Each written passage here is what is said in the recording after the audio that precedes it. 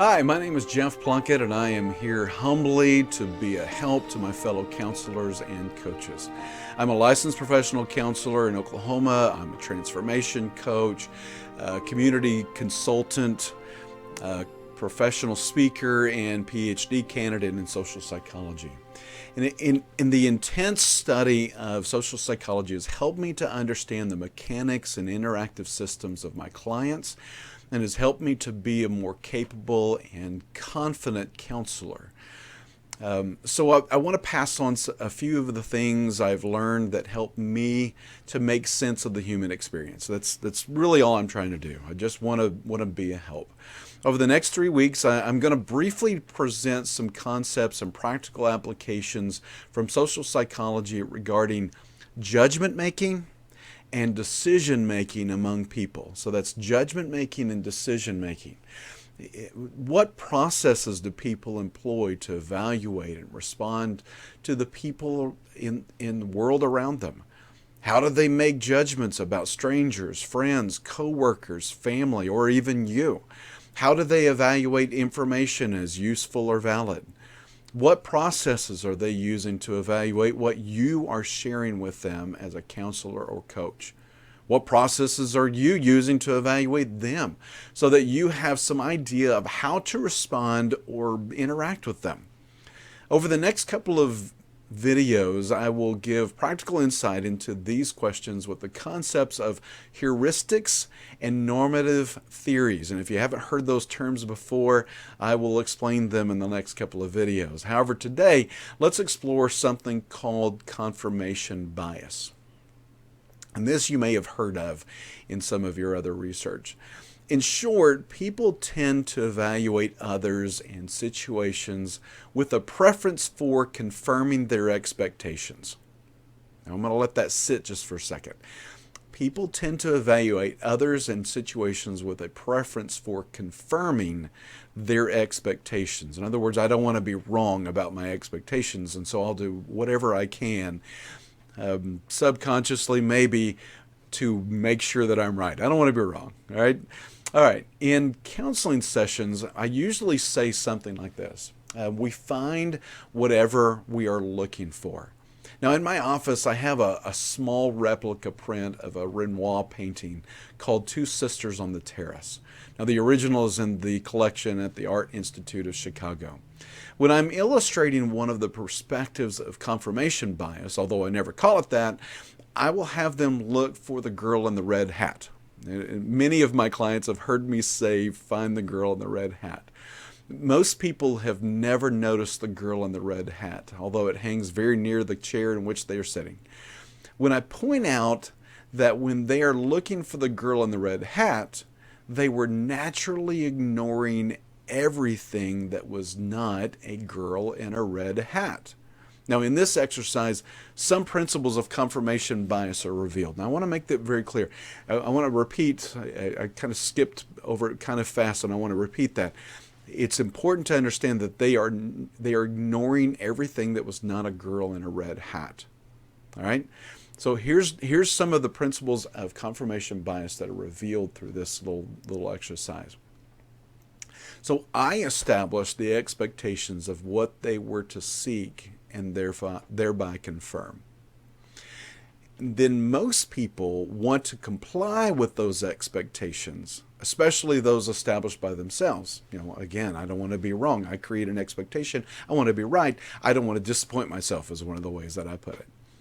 And I certainly don't want to disappoint someone that I'm trying to please in that situation. Maybe you as the counselor or coach. And then thirdly, they stop evaluating, and this is really important. They stop evaluating once they have determined an accessible and perceptively acceptable representative of the expectation. In other words, they find a girl in the red hat, boom, I found what I was seeking. Done. But what if there were other girls in red hats, and the young French girl in this painting was not the girl that I was suggesting?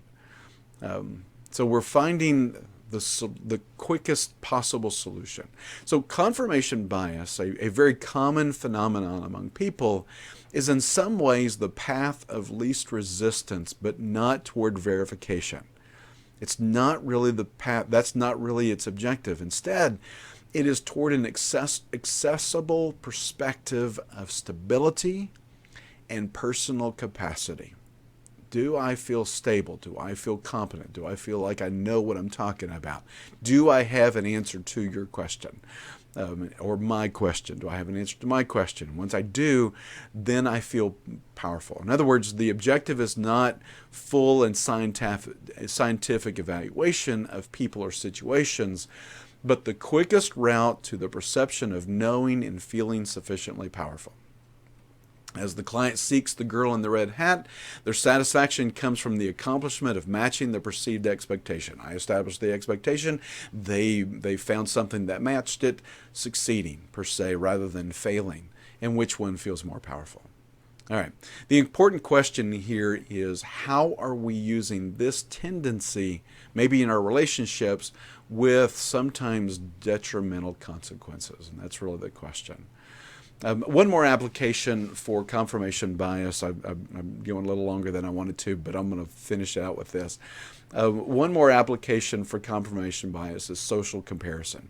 2003, Dr. Thomas Musweiler suggested that social comparison is a two-stage process. First, the individual quickly determines either a categorical similarity or dissimilarity with the person of comparison. In the second stage, we then tend to seek similarities between ourselves and the person we have determined is categorically similar to us. However, I'm going to make sense of that in just a moment. However, we intentionally seek out differences between ourselves and the people we categorize as different. The question here is, by what do we categorize ourselves as different or similar? The way we categorize ourselves and the others will change the intentional features that we seek in our efforts to compare ourselves socially. So here's the way it plays out. I could choose to see gender. Let's say I choose to see gender as the similar or dissimilar comparison category. And my evaluation of other men would be done by intentionally trying to seek similarities, and my evaluation of women will be done by intentionally seeking differences. Now again, we're just sticking with that one category. However, I could choose race, height, economics, facial hair, physical condition, fashion styles, geographic location, or any number of other categories. And so simply by shifting the category by which I determine if someone is similar to me or different from me, I change what I am seeking about them in order to validate my quick assessment. I've quickly assessed they're similar, I've quickly assessed they're dissimilar, and then I want to validate that. But if I change the way I categorize it, I change what things I'm looking for. Does that make sense? You can't answer that. This is a video. All right. The next time you're in a conversation with someone and it somehow fits into a social comparison narrative, notice how the person categorizes the person or people with whom they are comparing themselves, similar or different. And then notice what they use to describe themselves and others, similarities or differences. Typically, they will ignore the information that invalidates or contradicts the expectation objectives. In sessions, I will often subtly mention a categorical feature that balances the categorization to see how the client might respond to the possibility that this person may have similarities rather than just differences. You probably do this too. It allows our clients to think and evaluate less urgently and sometimes less recklessly. I hope this has been at least somewhat informative. There's so much more rich information than I could have shared, but I'm trying to keep these videos relatively short. Until next week, thank you for the work you do to help infinitely valuable people transform their lives. I appreciate you deeply. Thank you.